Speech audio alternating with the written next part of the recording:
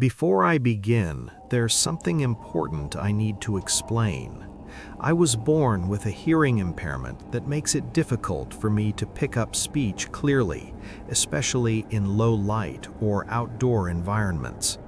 I've lived with it my entire life, and while I've adapted, there are moments when that limitation makes me vulnerable in ways I can't always predict. This happened about a year ago, shortly after the holiday season ended. I live in a quiet suburban neighborhood in southern Quebec where the houses thin out and eventually give way to a dense forest. It's the kind of place where everyone recognizes each other's dogs, where unfamiliar faces stand out, and where silence feels comforting rather than unsettling, at least during the day. During winter, I often take my dog, Monty, for long walks through the nearby forest trails. He's a Rottweiler Husky mix, full of energy and built for the cold. The trails are easy, well-worn, and mostly used by locals walking their dogs before sunset. That afternoon, I had just finished a late lunch and decided to take Monty out before daylight faded. A fresh snowfall had covered the ground overnight, smoothing the trails into a clean white sheet, broken only by footprints and paw prints from earlier walkers. About half an hour in, we reached a fork in the path. One trail was clearly used, the other was untouched. Feeling mildly adventurous and confident in my sense of direction, I chose the untouched one. The path led to a small clearing. I stopped to use the binoculars I'd received for Christmas, hoping to spot birds along the tree line. That's when I noticed something unusual, a shape partially hidden among the trees. When I focused the lenses, my stomach tightened. It was a blue tarp stretched over branches, clearly a makeshift shelter. Curiosity tugged at me, but the light was fading fast, and I decided to leave. I turned back the way we came. Monty ran ahead like always, but his behavior changed. He kept stopping, sniffing the snow aggressively, ears stiff, posture alert. I looked down and felt a jolt of confusion. There were footprints ahead of me, much larger than mine. I compared them to my boots. They didn't match. There were no other intersections on that trail. Whoever made those prints had to have passed me without my noticing. I assumed it happened while I was distracted with the binoculars and tried to calm myself. Then Monty froze. He spun around and began barking violently behind me. When I turned, a man was standing less than a meter away. He was tall, at least 6'4", wearing dark snow pants and a white camouflage jacket. His hands were buried in his pockets. He didn't move, he didn't step closer. His lips were moving, but I couldn't understand him. Between the darkness, my hearing, and not knowing whether he was speaking French or English, I had no idea what he was saying. I gestured awkwardly, trying to communicate that I couldn't hear well and that I needed to leave. He didn't respond. I turned and walked away as calmly as I could, Monty glued to my side. That night, I went through my normal routine and tried to forget the encounter. At 3 a.m., Monty woke me by licking my hand. That alone wasn't strange, but my phone lighting up was. A message from my neighbor asked if everything was okay. Apparently, Monty had been barking non-stop. I went downstairs and found him snarling at the patio door. The motion light flicked on. The man from the forest was standing in my backyard. I didn't hesitate. I backed away and texted emergency services immediately. I grabbed the machete from under my bed, locked myself in my room with Monty, and waited. Glass shattered downstairs. A shadow appeared beneath my bedroom door, but the door never opened. When police arrived, the man was gone. the patio door destroyed, the gate to the forest left wide open. I never walked those trails again.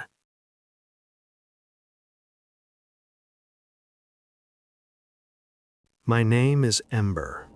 I was 16 years old when this happened, and even now, thinking about it makes my chest feel tight, like my lungs are forgetting how to work. I live in Illinois with my parents and my younger sister Kate, who's only a year younger than me. We've always been close, the kind of sisters who share clothes, secrets, and stupid inside jokes. That day started out completely normal, ordinary, safe. It was December 5th, cold but clear, and Kate and I had been begging our parents to let us go out by ourselves more often. We finally convinced them to let us drive to the movies alone. It felt like freedom. We decided on a horror movie, Terrifier 3. We knew it was rated 18+, but neither of us really cared.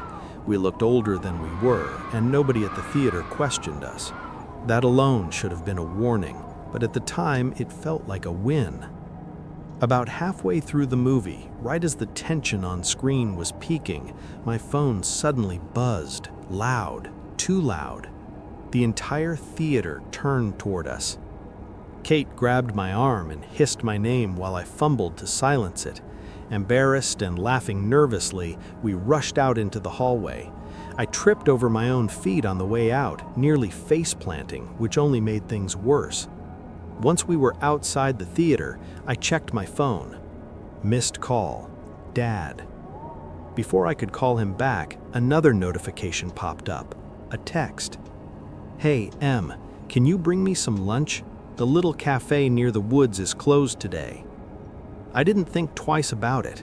My dad works for a forestry and deforestation research group, and his job site was about 30 minutes from our house, deep in the woods. He'd asked us to bring him food before. Nothing about the message felt wrong. I showed Kate, and she shrugged. Guess we're delivery drivers now. We drove home, packed some food, and headed toward the woods. The area where my dad worked was beautiful. Tall trees, narrow dirt paths, a large hill that sloped down toward a lake. It was quiet in a way that felt peaceful, not scary. I'd been there dozens of times growing up. I trusted that place. When we parked, the sun was already starting to sink. Winter days are short, and shadows stretch longer than you expect. I called my dad. No answer. I tried again. Still nothing. That's when the first knot of unease formed in my stomach. I texted him instead, telling him we'd arrived. 3 dots appeared almost immediately. Walk down the small hill and wait by the lake. Kate frowned when I read it out loud. Why wouldn't he just come meet us? I didn't have an answer, but I brushed it off. Maybe he's busy. We followed the path downhill. The lake came into view, reflecting the orange and pink glow of the sunset. That's when Kate stopped walking. There, she whispered. A man sat on the small wooden dock by the water. His back was to us. He wore a dark jacket with the hood pulled up.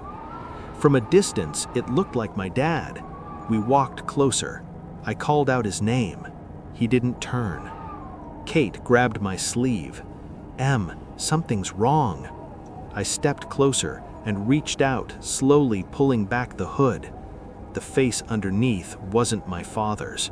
It was a stranger, older, gaunt, with eyes that locked onto mine the second he turned around. Kate screamed. The man stood up suddenly, waving my dad's phone in his hand like it was a trophy. He smiled, wide and unhinged, clearly enjoying our panic. I demanded to know why he had my father's phone. He didn't answer. Instead, he lunged. He grabbed Kate's arm so hard she cried out in pain. Something in me snapped. I yanked her backward with all my strength, and we ran. I don't remember breathing. I don't remember thinking, just running. I could hear heavy footsteps behind us, getting closer. I didn't dare look back. Every instinct screamed that if I slowed down, if I tripped, That was it. We reached the car.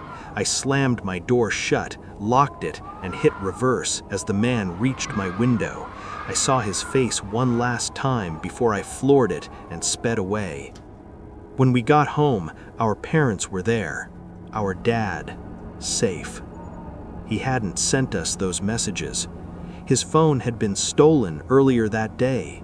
Police retrieved the phone from the dock by the lake, but that was it. No suspect, no follow-up. I thought it was over. It wasn't. 6 hours later, at around 1 a.m., my phone buzzed again. Unknown number. I like that your house is lit only by your bedroom TV. My blood turned to ice. I slowly paused the TV. The house went silent. Then I heard it, rustling, outside my window. My room was on the second floor. Heart pounding, I peeked through the blinds. He was there, smiling, holding a gun. I screamed just as the window exploded inward. Glass flew everywhere. My parents rushed in. Kate screamed for them to get down. Another gunshot shattered the kitchen window downstairs. We locked ourselves in the bedroom until police arrived. They found nothing, except an air tag attached to my tire. That's how he followed us home. They never caught him, and I don't think I'll ever feel truly safe again. Before you sleep tonight, check your windows. And if you want more true horror stories like this one, subscribe now.